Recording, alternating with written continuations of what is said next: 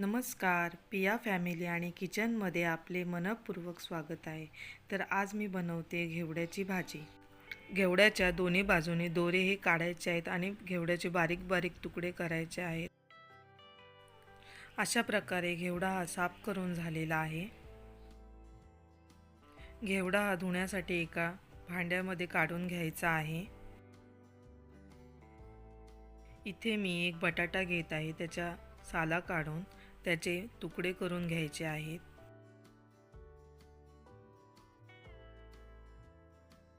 बटाटा आणि घेवडा स्वच्छ पाण्याखाली धुवून घ्यायचा आहे.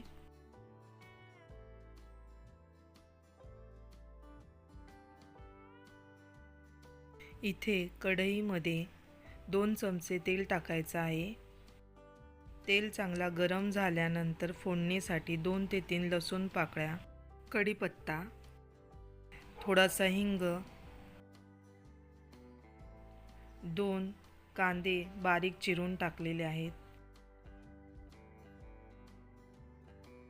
2 मीडियम साईज टोमॅटो तेही टाकलेले आहेत चिरून, हळद अर्धा चमचा, मीठ चवीनुसार. कांदा टोमॅटो चांगला तेलामध्ये चांगला परतून घ्यायचा आहे. कांदा चांगला परतून झाल्यानंतर कांदा लसूण मसाला 3 चमचे. कांदा टोमॅटोमध्ये मसाला चांगला परतून झाल्यानंतर धुतलेला घेवडा आणि बटाटा टाकायचा आहे.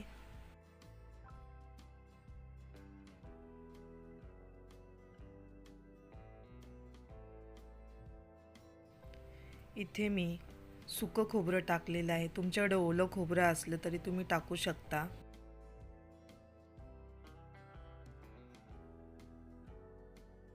भाजी चांगली मिक्स करून घ्यायची आहे.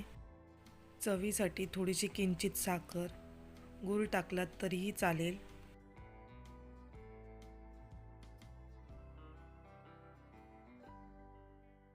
झाकण ठेवून 10 ते 12 मिनटं भाजी ही शिजवून घ्यायची आहे.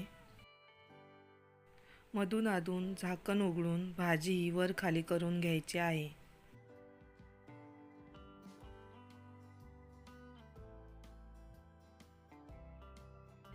दहा ते 12 मिनटात आपली घेवड्याची मस्त अशी भाजी तयार झालेली आहे. त्यात थोडीशी कोथिंबीर टाकून चांगली भाजी मिक्स करून घेऊयात. आणि रेसिपी आवडल्यास लाईक, शेअर आणि सबस्क्राईब जरूर करा. धन्यवाद.